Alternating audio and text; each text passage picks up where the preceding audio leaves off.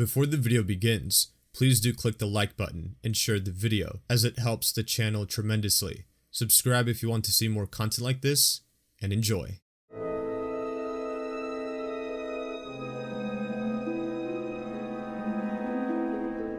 What if Yoda had killed Darth Sidious in Revenge of the Sith?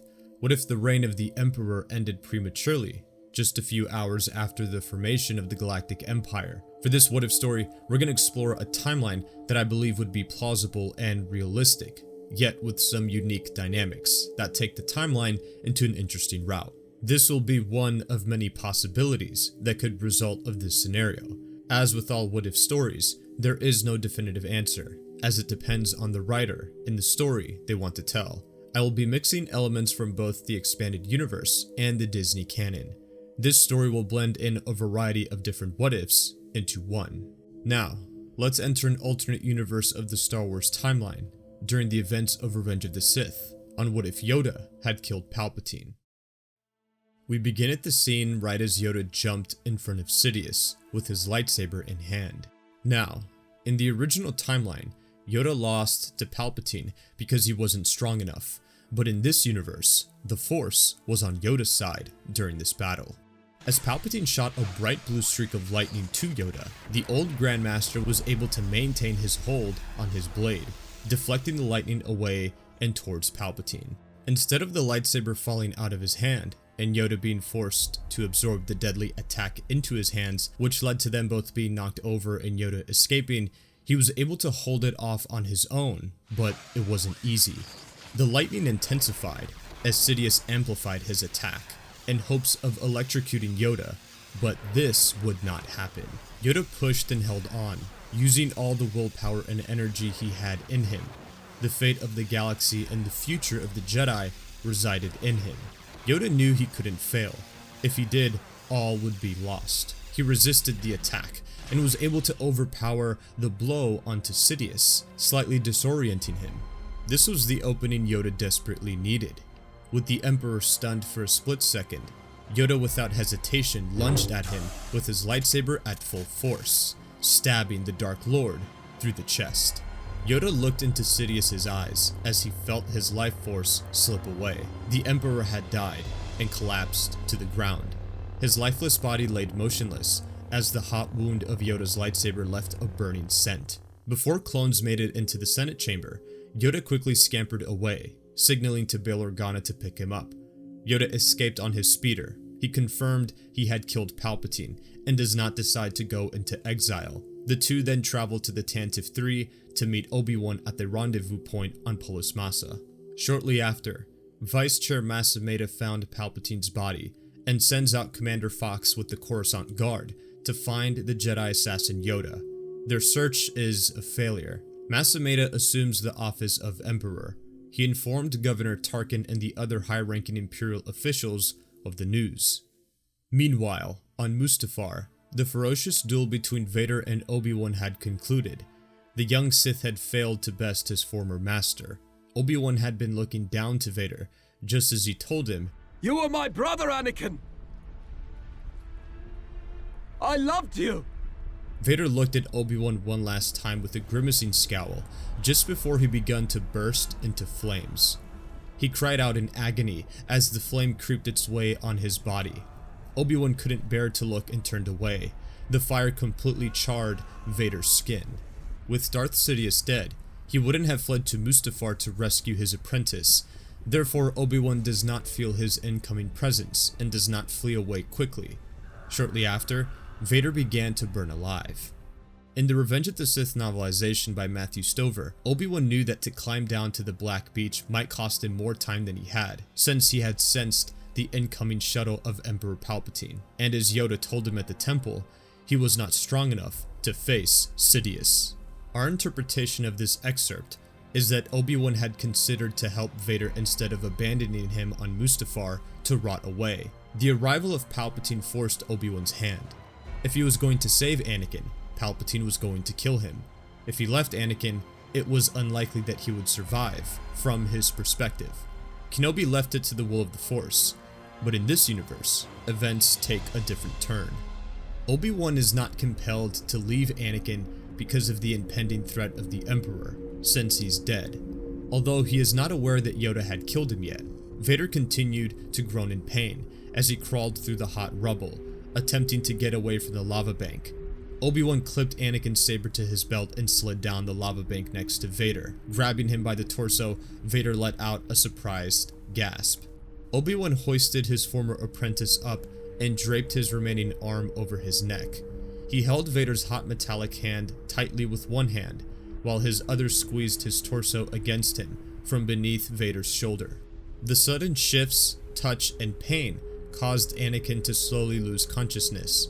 Before he passed out, struggling to speak with a now burned voice box, Anakin would whisper Padme's name to his unexpected savior. He didn't and no longer could care about his own self-preservation. He only cared that Padme survive and needed Obi-Wan to be there for her and to save her, not him. He was no longer capable of anything. Obi-Wan heard Anakin's word and pushed harder. He knew that Anakin needed Padme now, more than Anakin needed him.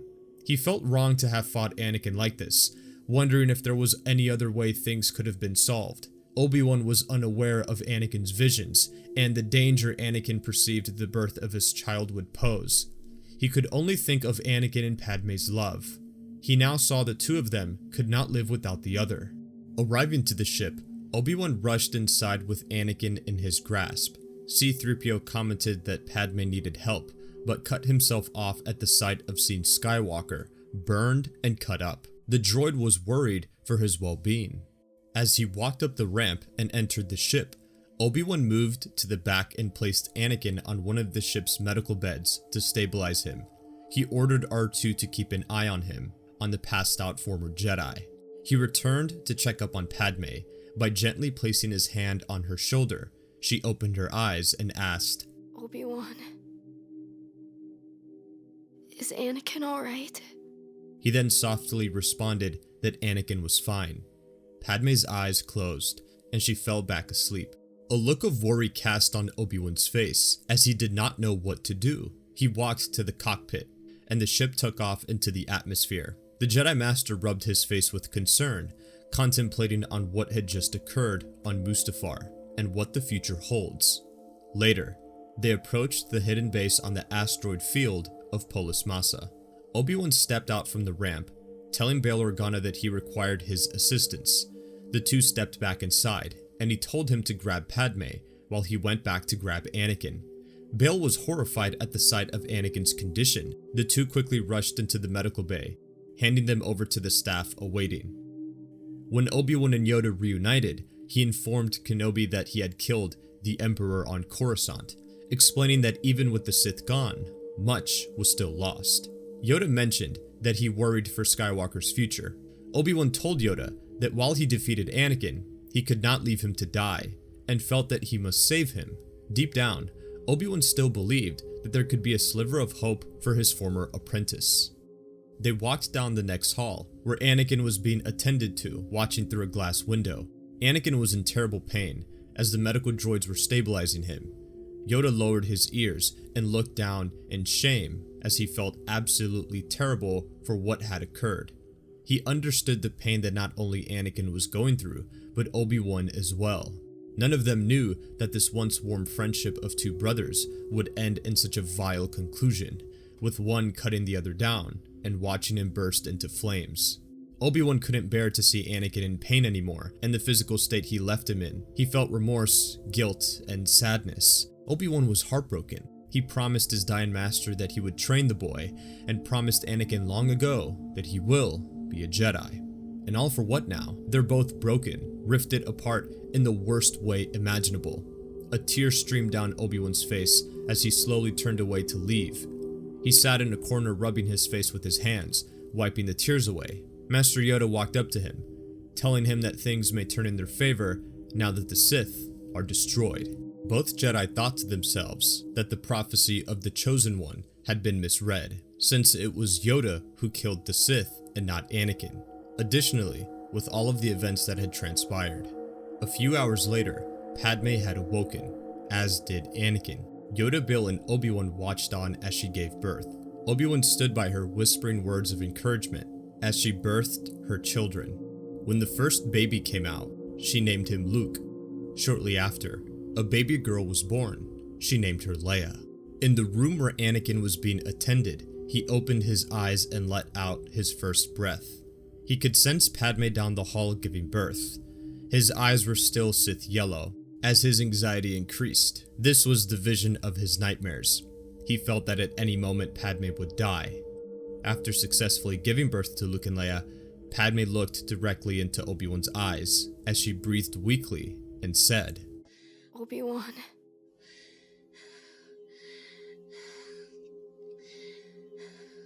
There's good in him. I know there is still. As these final words left Padme's mouth, her head leaned to the side as she passed out from the exhaustion. Obi-Wan motioned a look of sadness. The medical droid informed him that she merely passed out.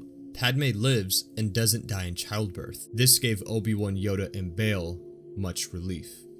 In this universe, Padme survived childbirth, contrary to Anakin's vision, because she knows that Anakin is alive, and she has the chance to change him, hence why she tells Obi-Wan that she knows there's still good in him.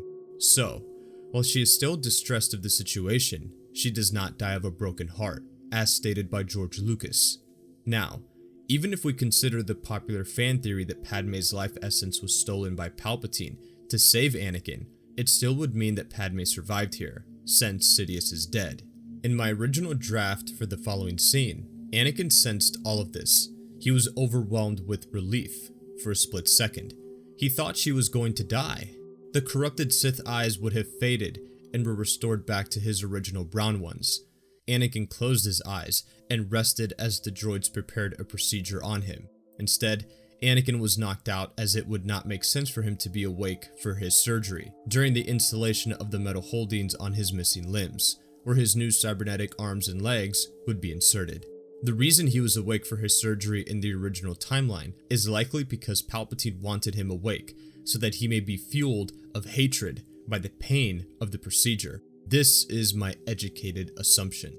Later on, while Anakin and Padme had been resting, Bail Organa, Obi-Wan, and Yoda planned their next move. Bail informed them about the organization he, Mon Mothma, and other senators had created to threaten Palpatine if he did not give up his emergency powers and turn back his constitutional amendments after the war had ended. Bail proposed that Padme lead this group to seize state power from Mas Amedda once she had fully recovered from childbirth, since it was her who led the confrontation against the Chancellor regarding the emergency powers and amendments in the Revenge of the Sith deleted scene. A few days later, after giving birth, we see Padme lying in bed happily as she cuddled and held Luke and Leia tightly in her arms. Obi-Wan, Yoda, and Bail walked in to check up on her to make sure she was doing okay. They informed her that Palpatine is dead and they need her help to restore the Republic. When Padme questioned how was Palpatine dead, Yoda spoke up, saying that it was he who killed him. Although time was of the essence, Padme was preoccupied with her children and insisted on seeing Anakin before entertaining any ideas about how to use the party she built. Obi-Wan and Bail nodded in agreement, but Obi-Wan was reluctant, as he knew how she would feel once she saw the condition Anakin was in. Padme was brought to Anakin's bacta tank using a hover chair. Upon realizing the extent of his injuries, she went numb. The medical droid administering Anakin uselessly explained that Anakin was in a deep sleep under anesthesia, and that the bacta would be able to heal much of the recently burned skin. The medical droid continued, saying the flames damaged much of his internal organs, meaning Anakin will require a breathing apparatus to work, and may even need a vocabulator to speak once again.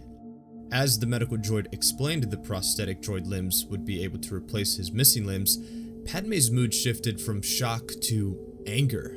She asked the droid how long will it take for Anakin to recover. It explained that unless Anakin is surgically altered and put into a refrigerated bodysuit, it will take either months to a full calendar year for him to return to functioning at full capacity. Padme turned around and shakily got up, giving Obi-Wan the same kind of stare as Anakin had given him just a few hours prior. Obi-Wan motioned his hand over his mouth and looked downward in shame. You did this. Obi-Wan didn't respond. Bail receded, giving the two their space. Why did you do this? Padme exclaimed in frustration. Obi-Wan responded in a lowly tone.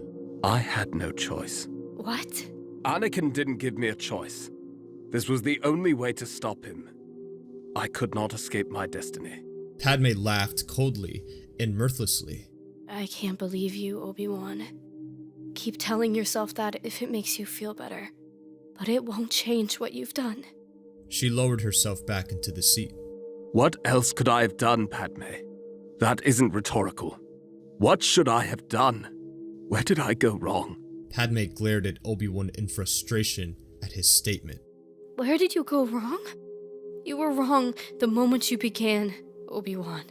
You manipulated me into giving up where he was. You stopped me from talking him down from what he planned to do. He got so angry, he tried to kill me. And after all that, you did this. Padme pointed at the bacta tank. This was your fault, Obi-Wan. Obi-Wan's face did not betray how deep that accusation cut. How do you know you could have talked him out of his ambitions? He's my husband, Obi-Wan. He would have... Padme's anger began to break into sadness. He only tried to hurt me when you showed up. I could have stopped him. I know it. He'd been seduced by the dark side, Padme.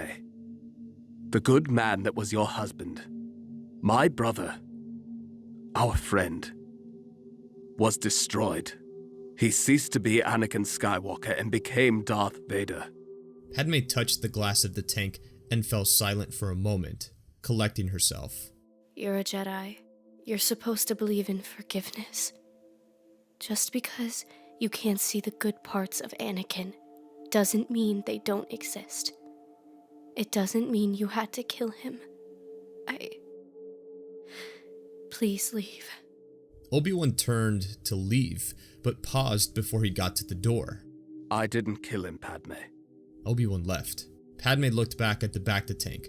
She pressed her warm forehead against the cool glass and placed her hand on it as Anakin's body floated inside, whispering with the hope that he'd hear her voice.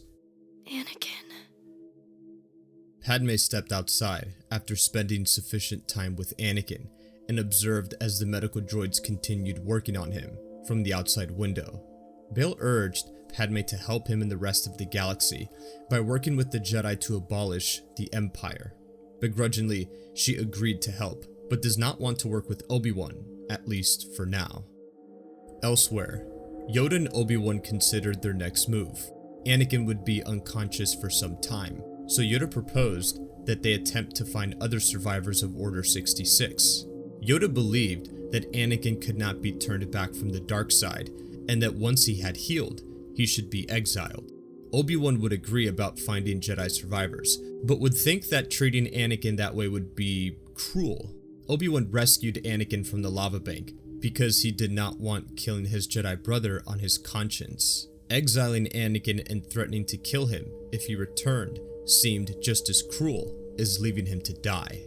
Deep down, Obi-Wan just wanted what was best for Anakin. After what Padme told him, he decided that he was not what was best for Anakin. Anakin needed someone else close to him, one that didn't maim him. Anakin needed Ahsoka Tano. Obi-Wan did not reveal his thought process to Yoda. He only recommended that they find the skilled and trusted Ahsoka to help them. Yoda would agree with the given reasons, and Obi-Wan would begin to signal on the fulcrum frequency for Ahsoka. Unlike in the original timeline, Bail Organa would not encounter the former Padawan at Padme's funeral, since she was alive. Using the fulcrum frequency would be the only other way to try and communicate with her, but Bail was not aware of that. Obi-Wan, however, was, from training Saw Gerrera's partisans on Onderon. In the wake of Palpatine's death, Mas Amedda called another mandatory meeting of the Imperial Senate to inform everyone. This meeting was slightly delayed due to the extent of the damage in the Senate chamber. Padme and Bail were required to come, although Padme was still recovering from childbirth. She did not want to leave her family on Polis Massa. Speaking before the Senate, Ameda blamed the assassination on Master Yoda. He had seen Yoda before their duel, but the true nature of this event was obscured. The senators were led to believe that Yoda had killed Palpatine and fled, and that Ameda was the first to find his body. Ameda supposedly knew the perpetrator was Yoda because of security scans. He announced he was offering a price on the head of anyone who could provide information on or kill Yoda and or any Jedi accomplices. He declared himself the second Galactic Emperor. Following the meeting, Padme brought Bail, Mon Mothma, and Ryo-Chuchi to her office. She and Bail told them that they knew the truth of what happened to Palpatine and would reveal it soon. In the following week, Padme held a secret meeting among the lead anti-Imperial senators, herself, Bail Organa, Mon Mothma, Ryo-Chuchi, and others. This meeting would be held in secret on Naboo, at Padme's private residence in the Lake Country, Varikino. Before the meeting, Padme would visit her family on Theed and introduce her children to them. Rui and Jolbal Nabri, Padme's parents, would be delighted to meet their new grandchildren, and Ryu, her cousin. Padme's sister Sola would be the first to notice Padme's depressed state. Sola would pull Padme aside to speak in her childhood bedroom, alone. Sola first told Padme that she had felt similarly when she had Ryu, and that was how she could recognize what she was feeling in the first place. She reassured her that she knew what she was feeling. She then told Padme that she was certain the turbulent political situation must have contributed to her feelings too. Finally, she asked to know who the father was. Padme shut her eyes for a moment, then explained that the father was a Jedi, the same Jedi that had been protecting her just before the war started. After they had left Theed, they had fallen in love and kept a secret over the course of the whole war, and now, Sola guessed he had been killed during the Purge. Padme explained that he had been gravely injured, but was alive. Padme said that it all happened so fast, and she felt like there was no way she could deal with all the problems. She was worried that raising her children would interfere with her political duties, but she was even more afraid of being a bad mother. Sola hugged Padme and told her that she was the bravest person Sola knew. She saved her planet at half the age she was now. She could save the galaxy and raise her children too, and her husband would be okay. Padme thanked her sister for the support. At the secret meeting, Yoda would set the record straight about the Jedi's supposed treason. Afterwards, the rebel founders discussed combining their planetary defense forces into a unified revolutionary army, which their Jedi allies would be in charge of. They would lead this army on the Senate, arrest Amida and Palpatine's allies, and seize state power. Sometime after the rebel summit, Bail Organa was informed by the medical personnel on Polis Massa that Anakin Skywalker had awakened after being stabilized and healed for some time. He relayed the information to Padme, who rushed over. Anakin had been moved to a bed and given cybernetic replacements for his missing limbs. It was cold, and Anakin could feel that his burns had faded, but not fully. When Anakin cracked open his eyes, he saw his faint breath condense into a wispy cloud. The room was cool, as to ease the pain that his burns still caused. Anakin turned his head to the side and saw Padme sitting next to him. As best as he could, he tried to smile at her. He wanted to say her name, but it wasn't very audible. He could only whisper faintly. She smiled for the first time in weeks. Her eyes became watery. Padme revealed Luke and Leia to her husband, tightly bundled in a cloth as the babies cooed. Anakin was surprised that she was carrying twins instead of a single child. This made him even more happy. It's okay, Anakin. We're safe. We're alright. Somewhere across the galaxy, Maul had been on the move ever since escaping the crashing Venator that he left Ahsoka Tano on. He sensed a massive shift in the Force, one that could only be explained by the death of his master. And this is where we end part 1 of this story.